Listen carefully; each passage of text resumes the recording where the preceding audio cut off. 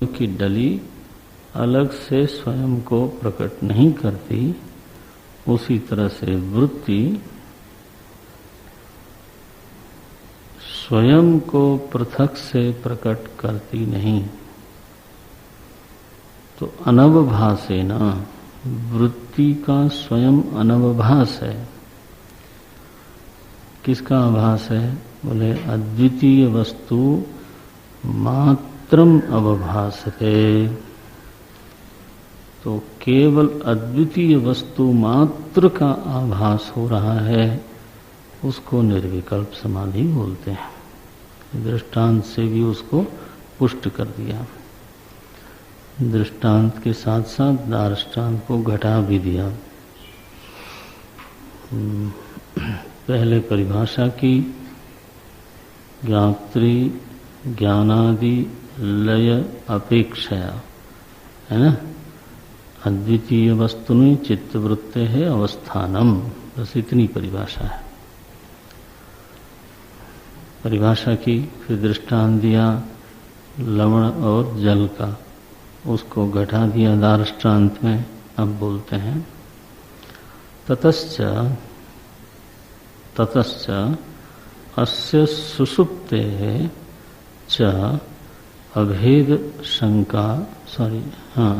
शंका न भवति। तो इस वर्णन को सुनने के बाद, ततः माने इसके बाद, आप समाधि और सुषुप्ति एक ही है ऐसी शंका मत कर बैठना। ततश्च अस्य सुषुप्तेः च अभेद शंका न भवति। अस्य माने अस्य समाधेः, निर्विकल्प समाधेः। इस निर्विकल्प समाधि और सुषुप्ति का भेद नहीं है, ये दोनों एक ही हैं। कभी कभी महात्मा लोग ऐसा बोल भी जाते हैं कि तो अभ्यास से प्राप्त की हुई सुषुप्ति को समाधि कहते हैं, ऐसा बोल देते हैं कभी कभी। लेकिन दोनों में बहुत अंतर है। हमारे संप्रदाय में दोनों का अंतर बड़ा साफ साफ स्वीकार किया गया है। समाधि कौन सी? अद्वैत वेदांत की। हाँ, तो बहुत साफ अंतर है। मांडू के कारिकाकार परम गुरु हमारे संप्रदाय के गौड़पादाचार्य जी महाराज, उन्होंने भी ये बात साफ साफ लिखी है कि सुषुप्ति और समाधि का बहुत बड़ा भेद है। यहाँ तो साफ ही करते हैं, बोले शंका न भवति। क्यों शंका नहीं होती और क्यों शंका होती है, दोनों प्रश्न आया। शंका इसलिए होती है क्योंकि उभयत्र वृत्ति अभाने समाने। सुषुप्ति में भी तन्मयता के कारण वृत्ति का अभान है, वृत्ति का अभाव नहीं। देखो भान शब्द आ गया, ये नहीं लिखा आचार्य ने कि उभयत्र वृत्ति अभावेपि, ऐसा नहीं लिखा। क्या लिखते हैं? उभयत्र वृत्ति अभानेपि। बड़ा अंतर होता है अभान में और अभाव में।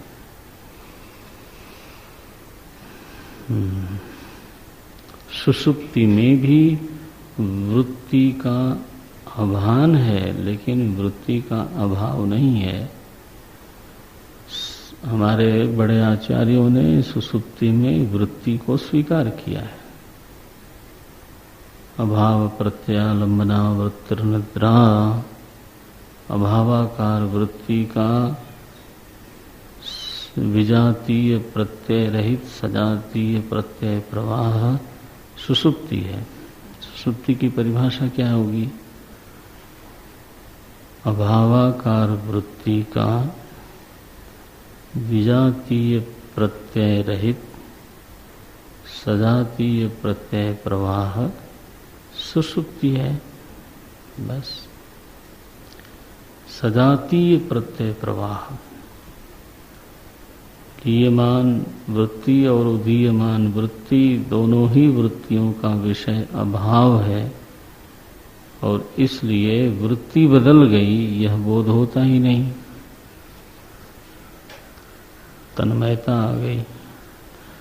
जितनी देर तक यह सजातीय प्रत्यय प्रवाह चलता रहता है तो उतनी देर तक सुषुप्ति रहती है। जैसे ही उसमें विजातीय प्रत्यय प्रवेश करता है वैसे ही सुषुप्ति भंग हो जाती है, तब स्वप्न में अथवा जागृत में प्रवेश हो जाता है। तो सुषुप्ति में भी वृत्ति के अभान को स्वीकार किया गया है, लेकिन सुषुप्ति में भी वृत्ति के अभाव को स्वीकार नहीं किया गया है।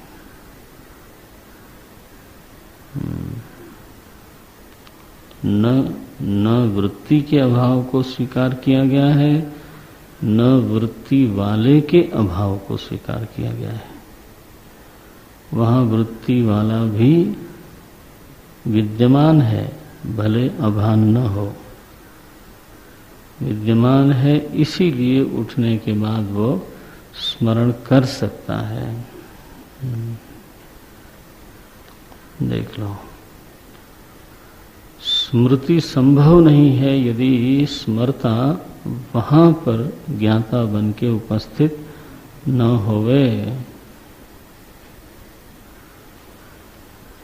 तो समानता है, सुषुप्ति और समाधि में समानता है। किस बात की? बोलते हैं उभयत्र वृत्ति अभाने समाने की। वृत्ति के अभान में दोनों जगह समानता है, तो भी अपि तत् सद्भाव असद्भाव मात्रेण अनयोर भेदोपपत्ते है, अनयोर भेद उपपत्ते है। इन दोनों में भेद उपपन्न है, सिद्ध है। बोले कैसे सिद्ध है? तो बोले इन दोनों का विषय अलग है। ध्याता वही है, ध्यान वृत्ति भी वही है, दोनों का अभान है, वो भी सही है, लेकिन दोनों का विषय बिल्कुल अलग है। सद्भाव असद्भाव मात्रेण। समाधि का अभ्यास करने वाला समाहित समाधिशील महात्मा, तो वो जब ध्यान करता है तो अद्वितीय वस्तु का ध्यान करता है। उसकी वृत्ति में सत है, सदाकार वृत्ति बनी हुई है। और सुषुप्ति में जाने वाला जो व्यक्ति है उसकी वृत्ति में असत है, शून्याकार वृत्ति है। तो सद्भाव असद्भाव मात्रेण बहुत फर्क हो गया। समाधि में तन्मय वृत्ति अद्वितीय वस्तु को दिखाती है, अपने को नहीं दिखाती, ध्याता को भी नहीं दिखाती। सुषुप्ति में तन्मय वृत्ति अभाव को दिखाती है, स्वयं को नहीं दिखाती और सोने वाले को भी नहीं दिखाती। ये है स्थिति। ध्येय भेद के कारण समाधि समाधि है और सुषुप्ति सुषुप्ति है। लक्षण भेद हो गया है ना। बाहरी लक्षण एक जैसे हैं, क्योंकि वृत्ति अभाने समाने अपि, ज्ञात्री ज्ञानादि लय अपेक्षया, ये वहां भी घट गया, सुषुप्ति में भी और समाधि में भी। वहां भी ज्ञाता नहीं, ज्ञान नहीं, ध्याता नहीं, ध्यान वृत्ति नहीं, नहीं माने अभान है।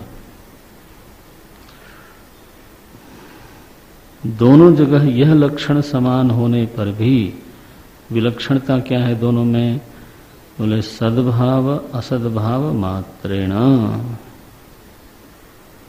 समाधि के ध्यान का विषय था सद्वस्तु, अद्वितीय वस्तु, आत्मचेतन, और सुषुप्ति का विषय है शून्य, अभाव। सद्भाव असद्भाव मात्रेण अनयोर, अनयोर मने सुसुप्ति और समाधि का भेद सिद्ध होता है। बस ये बढ़िया निरूपण किया आचार्य ने। निर्विकल्प का हो गया वर्णन, सविकल्प का भी निरूपण हो गया। बोले ये प्राप्त करनी चाहिए जीवन में, मिल जाए तो अच्छा है, इसका अभ्यास करना चाहिए। विपरीत भावना की जो निवृत्ति है वो इसी से होती है, तो सविकल्प से होती है, निर्विकल्प तो उसका परिणाम है। तो कैसे करें? श्रवण का, मनन का तो लक्षण बता दिया, लक्षण इनका भी बता दिया। अब समाधि के सहयोगी तत्व क्या हैं, कैसे उनका निरूपण किया जाए, कैसे उसकी सिद्धि होए, अब वो विषय लेते हैं, पाठ करेंगे। अस्यांगानि यम नियमासन प्राणायाम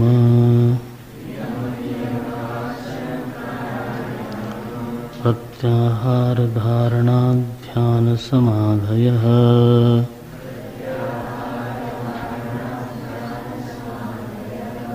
अस्यांगानि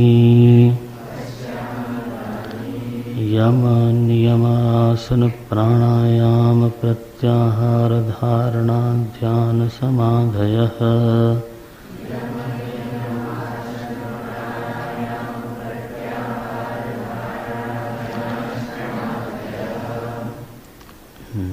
तत्र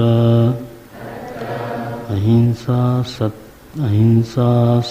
सत्यास्तेय ब्रह्मचर्या परिग्रहाः यमाः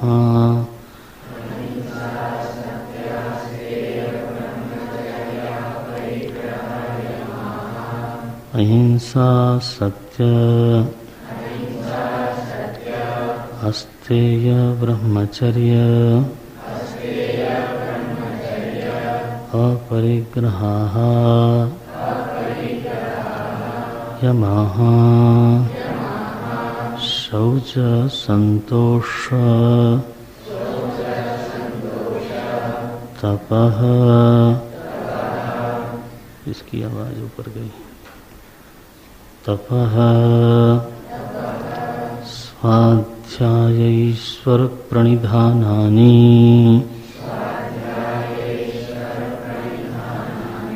नियमाः। कोई बेसुरा जा रहा है ना,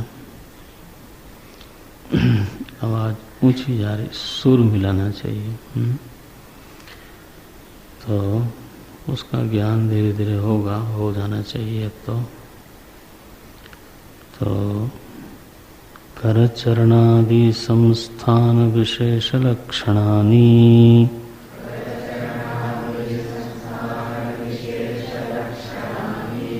पद्म स्वस्तिकादीनि आसनानि रेचक पूरक कुंभक लक्षणाः प्राण निग्रहोपायाः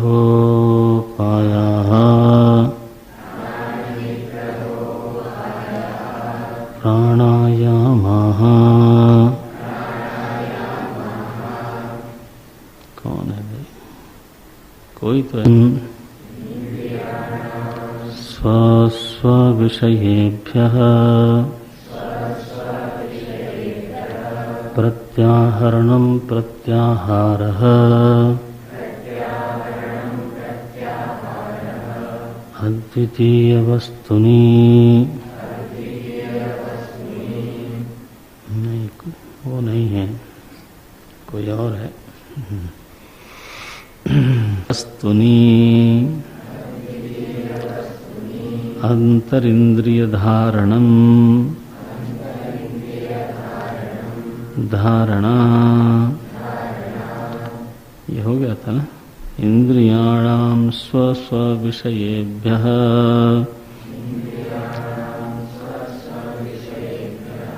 प्रत्याहरणं प्रत्याहारः अद्वितीयवस्तुनि अंतरिंद्रियधारणं धारणा तत्राद्वितीयवस्तुनि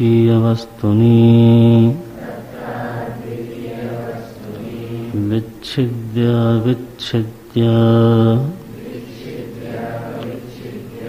अंतरिंद्रिय वृत्ति प्रवाहो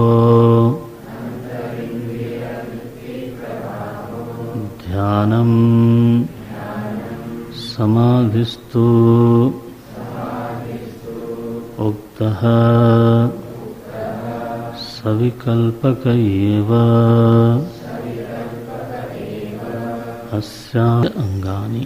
अस्य निर्विकल्पस्य अस्य निर्विकल्पस्य निर्विकल्प समाधेः अंगानि। तो इस निर्विकल्प समाधि के कुछ अंग हैं जिनको जान लेना चाहिए। इसका मतलब हुआ कि निर्विकल्प समाधि ये अंगी है और शेष जो है वो उसके अंग हैं। अंगी पुष्ट तभी होता है जब अंग पुष्ट हो। अंगों की दुर्बलता हो तो अंगी दुर्बल ही होता है। अंग में व्यंग हो तो अंगी भी कहीं कहीं अपंग माना जाता है। जैसे शरीर के सारे अंग यदि पुष्ट हैं तो अंगी पुष्ट है, लेकिन शरीर का कोई अंग अगर दुर्बल है, विकृत है, तो अंगी भी अपंग माना जाता है। विकलांग मानते हैं उसको, विकल अंग है ना। तो निर्विकल्प समाधि यदि अंगी है तो उसके अंगों को पुष्ट करने की आवश्यकता है। क्या है वो अंग? बोले यम नियम आसन प्राणायाम प्रत्याहार धारणा ध्यान समाधयः अष्ट अंगानि सन्ति। इसीलिए अष्टांग योग बोलते हैं उसको। ब्रह्मसूत्र भाष्य में भी भगवान शंकराचार्य ने साधन के क्षेत्र में महर्षि पतंजलि को प्रमाण स्वीकार किया है। वहाँ उन्होंने स्पष्ट रूप से ये बात कही कि साधन के अंश में महर्षि पतंजलि प्रमाण है।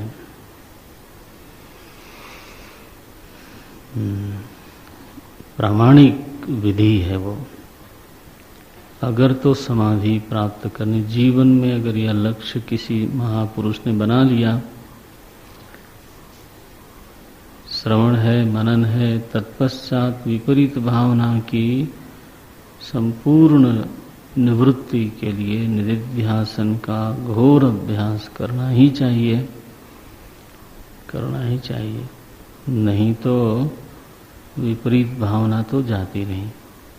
और श्रवण के पहले तो ध्यानाभ्यास करना चाहिए, नहीं तो श्रवण में जो अधिकार मांगा गया है वो अधिकार तो आता नहीं है। बुद्धि कुशाग्र होने से कदाचित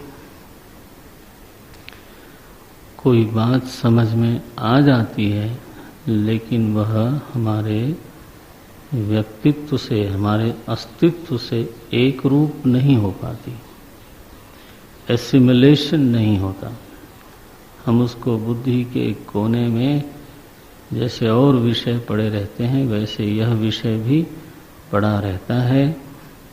समय आने पर हम उसको संभव है कि हम उसको समझा भी दें किसी को, लेकिन मेरा उस ज्ञान से जो संबंध होना चाहिए, है ना,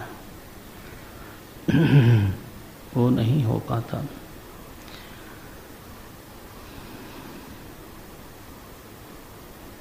इसलिए श्रवण काल में भी, श्रवण के पूर्व काल में भी ध्यानाभ्यास अवश्य होना चाहिए। एक बार, 2 बार, 3 बार, दिन भर में कम से कम एक बार तो बैठना चाहिए। लोग कई बार पढ़ने लिखने के दबाव में या प्रभाव में या प्रमाद के कारण ध्यानाभ्यास की महिमा को भूल जाते हैं। वो तो गलत बात है। 6ठे अध्याय में भगवान ने कहा, स निश्चयेन योक्तव्यः योगः अनिर्विण्ण चेतसा। तो 700 श्लोकों में से ध्यानाभ्यास के लिए निश्चय ने कह दिया, निश्चय रूप से ध्यानाभ्यास करना चाहिए। निश्चय। उपविश्य आसने युञ्ज्यात योगम आत्मविशुद्धये। ये ज्ञान के पहले का ध्यान है, श्रवण के पहले का ध्यान है। क्या है वो? आत्मविशुद्धये। कर्ण शोधकत्वेन परंपरा साधन है ये। जरा इसको पकड़ लेना। संप्रदाय की थोड़ी सूक्ष्म चर्चा है ये। ज्ञान के श्रवण के पहले का जो ध्यानाभ्यास है वो बहिरंग साधन है, परंपरा साधन है। क्यों साधन है? तो बोले कर्ण शोधकत्वेन, वो कर्ण का शोधन करता है। और जो श्रवण है ना, श्रवण मनन, वो अंतरंग साधन है। ध्यान बहिरंग साधन हो गया और श्रवण मनन अंतरंग साधन है। क्यों? श्रवण तो पदार्थ शोधक होता है,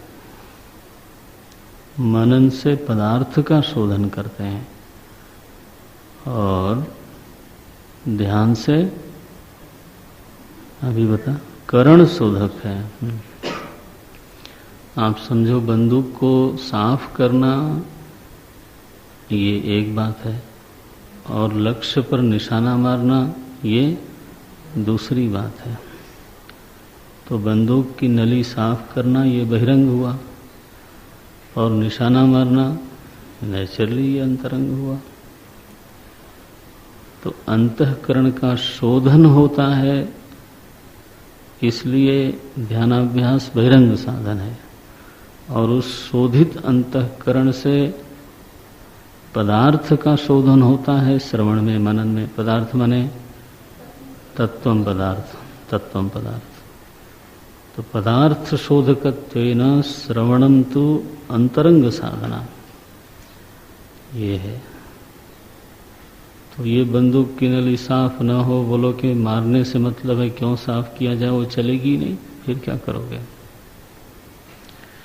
इसलिए ध्यानाभ्यास तो मस्ट, अनिवार्य है, करना ही चाहिए। और ज्ञान के पश्चात ध्यान करना चाहिए, वो है निधिध्यासन। वो तो विपरीत भावना की निवृत्ति, फिर वो कर्ण शोधक नहीं है, फिर क्या है वो? क्या है? मिस कर गए लिखने के चक्कर में।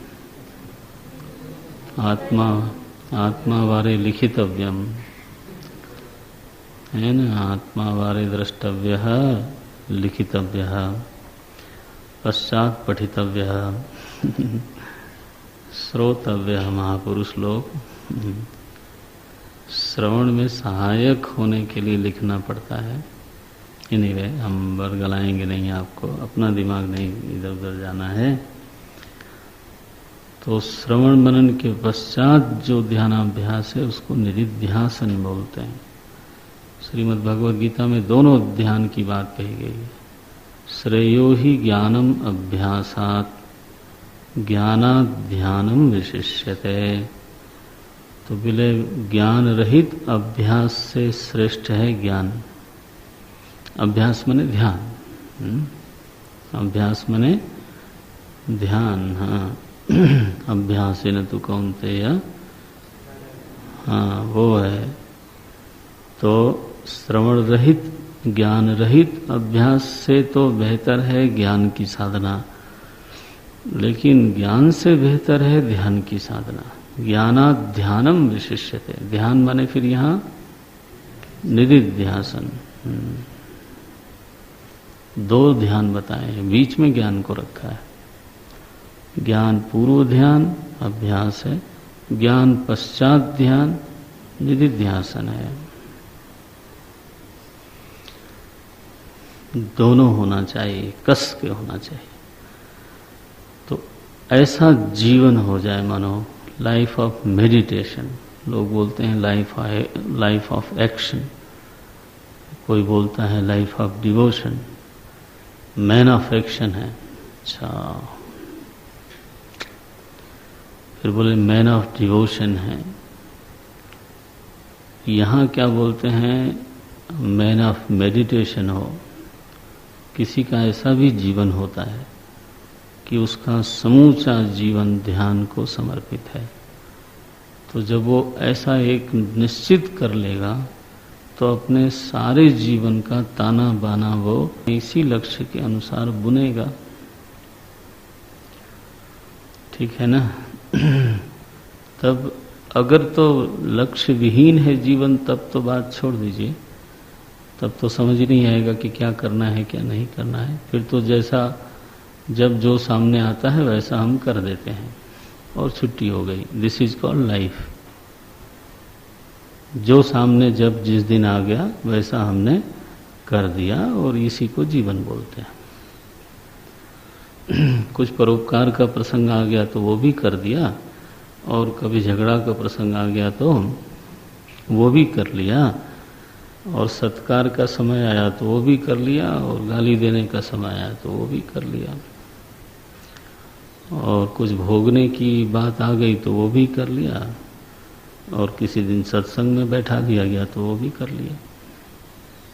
है, होता है ना ऐसा जीवन।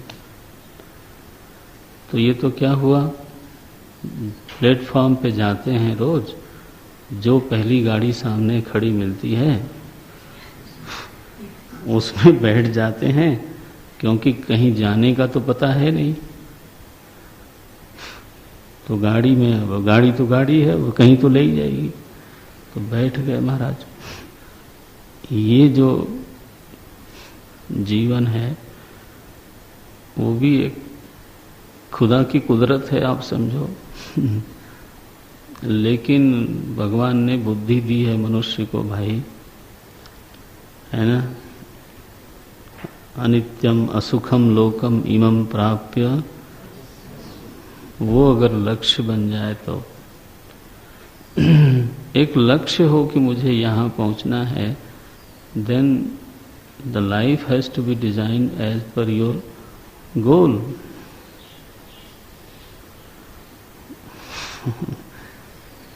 तब ये झक वाला जीवन नहीं होगा ना। फिर तो झक्की, जब जब सामने जैसा हो गया कर लिया, बस ठीक है। ऐसे ही जन्म सिराने, पता नहीं कितने जन्म ऐसे बीत गए। तो अगर किसी ने जीवन को ध्यान को अर्पित किया है, क्योंकि अंततः तो स्वरूपावस्थान ही होना है ना, वही करना है। क्या अद्वितीय वस्तु मात्र अवस्थानम, ऐसा है। तो अगर ऐसा होना है तो कैसा जीवन होना चाहिए, उसके अंगों को कैसे पुष्ट करें, तो ये प्रकरण शुरू हुआ। ये साधना का प्रकरण है। आज तारीख 20 है ना। तो हमारे पास समय है, इसको थोड़ा आराम से देखेंगे। ओम तत्सत।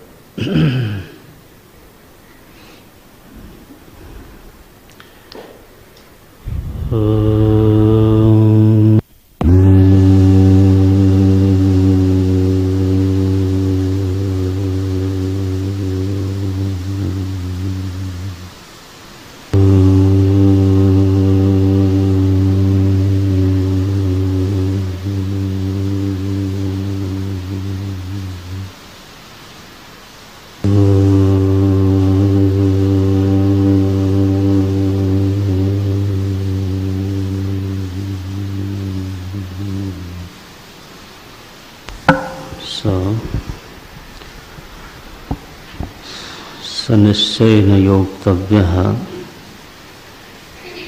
योगः अनिर्विण्ण चेतसा।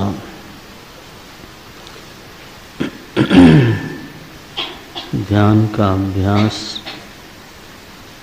अवश्य करना चाहिए, ज्ञान के पहले भी और ज्ञान के पश्चात भी। भारतीय जीवन का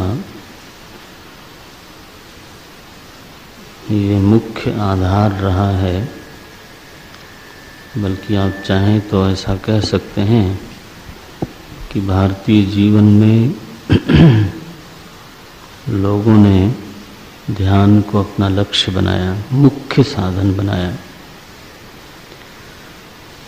ध्यान एक ऐसी चीज है तो जिसके परिणाम स्वरूप, जिसके प्रसाद के रूप में मानव जाति की सारी उपलब्धियों को देखा जा सकता है। समूची मानवता हजारों वर्ष की जो मानवता की उपलब्धि है, उसको बिना संकोच के आप कह सकते हो कि वो ध्यान की ही उपलब्धि है। ये हमारे पास एक कामधेनु है, आप ऐसा समझो। जहाँ पे हम ध्यान दे पाते हैं, जिस विषय पर हम ध्यान देते हैं और अगर दीर्घ काल तक ध्यान देते रहें, रहता है। और जिस ओर हम ध्यान नहीं देते, वो साधारण विषय भी होगा तो उसका मर्म, उसका रहस्य हमको हमारे सामने कभी प्रकट नहीं होगा। ये आपका अनुभव होगा, नियम है। पूछा ये क्यों नहीं आपको आया? बोले ध्यान नहीं दिया। क्यों नहीं देखा? ध्यान नहीं दिया। न्यूटन को गुरुत्वाकर्षण का नियम कैसे मिला? सेब तो पहले भी नीचे ही गिरता था ना, और बहुत से लोगों ने सेब को गिरते हुए देखा था, लेकिन किसी ने ध्यान नहीं दिया। उसने ध्यान दिया तो वहां से एक रहस्य प्रकट हुआ जिसने मानव जाति को अनुग्रहित किया। देख लो, मेडिकल साइंस कहाँ से निकली? तो लोगों ने शरीर पर ध्यान दिया, शरीर के रोगों पर ध्यान दिया, उसके कारणों पर ध्यान दिया, उसके निवारण पर ध्यान दिया, मेडिकल साइंस निकल आई।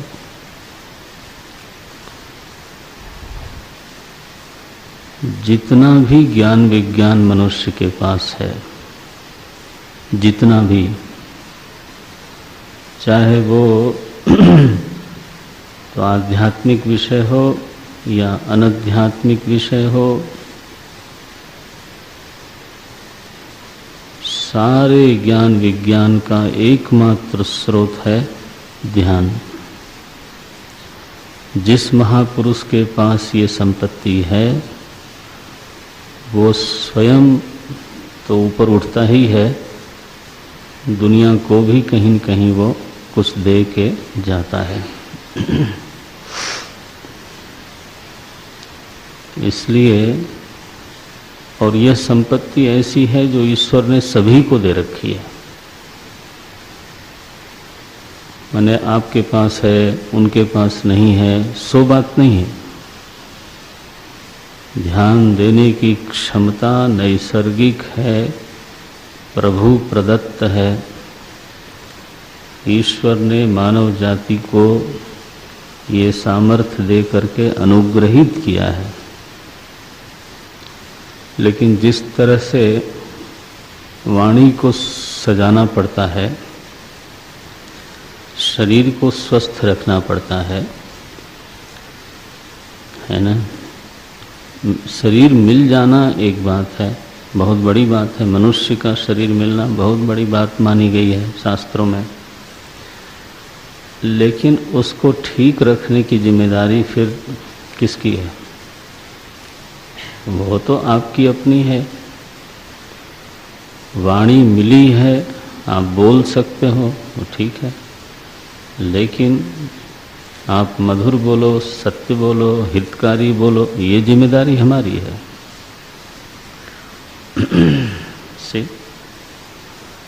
इसी तरह से ध्यान की क्षमता हमारे भीतर है, वो बात ठीक है।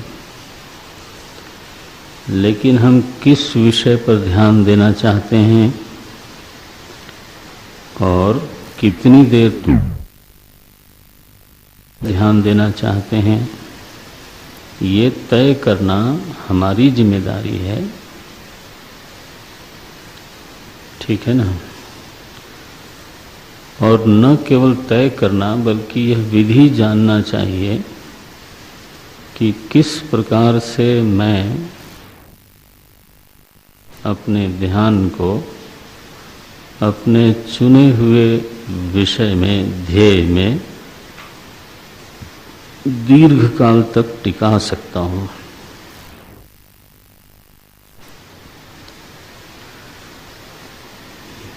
ये बात समझनी है हमको। तो बिना समझे हुए भी ध्यान करेंगे तो लाभ जरूर होगा। ये बात सही है। बिना समझे हुए भी ध्यानाभ्यास करने से लाभ अवश्य होता है। और बहुत समझ लेने के बाद भी अगर हम ध्यान नहीं करते हैं तो जहाँ तक ध्यान का प्रश्न है उसमें समझदारी से बहुत ज़्यादा लाभ नहीं होता। ये भी सच है। जहाँ तक ध्यान का प्रश्न है, ध्यान तो क्रियात्मक साधना है, वो हमको करना चाहिए, बैठना चाहिए, समय निकालना चाहिए, तभी लाभ होगा। माने तैरने की कला के ऊपर अगर हमको पीएचडी भी मिल जाए, ठीक है ना, हमने बहुत पढ़ाई करी, तैरने की कला, उन सभी के टिप्स हमको याद हैं, ठीक है, लेकिन मैं पानी में कभी नहीं उतरा, बस अब हमारी पीएचडी 2 क्षण में गायब हो जाएगी अगर मैं पानी में चला गया तो।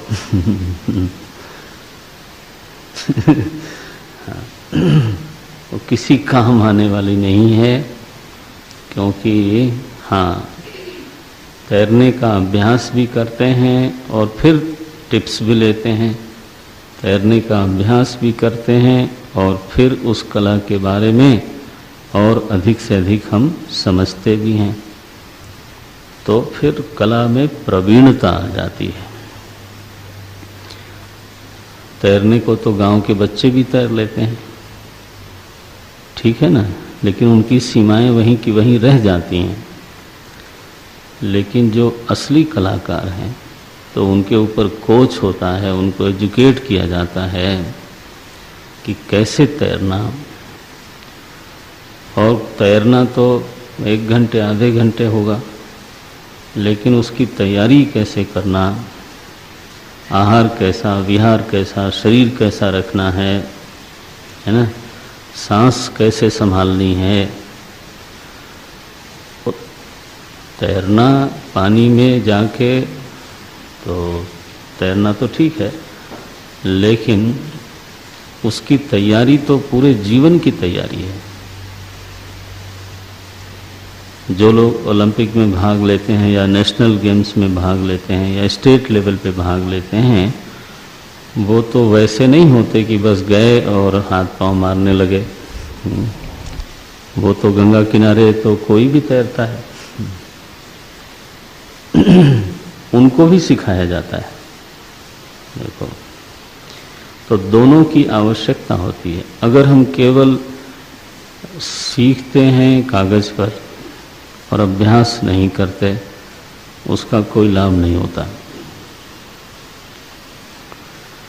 अगर हम अभ्यास करते हैं और सीखते नहीं हैं तो सीमित लाभ होगा। लाभ अवश्य होगा, लेकिन यह धारणा भी सही नहीं है कि हम अभ्यास करते जाएं अपने आप तो हम ध्यान की उन सारी भूमिकाओं को समझ जाएंगे। तो जिन भूमिकाओं को महापुरुषों ने समझा, वो बात सही नहीं है। तो साधारण क्रीड़ा के लिए कोच की जरूरत पड़ती है ना, एजुकेशन की जरूरत पड़ती है। तो ये तो सबसे सूक्ष्म क्षेत्र है। यहाँ तो अंतर्देश में क्रीड़ा करनी है, अंतर्देश में तैरना है। तो यहाँ की तैराकी विद्या भी जाननी चाहिए, दोनों बात समझनी चाहिए। अभ्यास करना चाहिए और उसके बारे में जानना भी चाहिए। और दूसरी बात यह है कि बुद्धि में यह बात बैठा लीजिए कि ध्यान परमात्मा का मनुष्य के ऊपर एक विशेष अनुग्रह है और इसकी उपेक्षा नहीं करनी है। साधारण जीवन में भी व्यक्ति बहुत सफल हो सकता है अगर वो ध्यानाभ्यास करता हो तो तरीके से, ठीक है ना। मैंने कहा अभी कि मनुष्य के पास जो भी ज्ञान विज्ञान है, जो भी प्रगति है, वो सब की सब ध्यान की ही प्रसादी है। ध्यान दिया है तो मिला है, ध्यान नहीं दिया है तो निकट होने पर भी नहीं मिला है, ठीक है। इतनी बात तो मन में पहले धारण कर लेना चाहिए, तब महिमा बुद्धि का उदय होगा और वो बहुत जरूरी है। ध्यान की साधना में महत्व बुद्धि का उदय होना ये बहुत जरूरी है। महर्षि पतंजलि ने कहा कि ध्यान में दृढ़ भूमिका तभी प्राप्त होती है जब वो लंबे समय तक किया जाए, अनवरत किया जाए, रोज किया जाए। और ध्यानाभ्यास करते समय उसके प्रति मन में बहुत महत्व बुद्धि हो।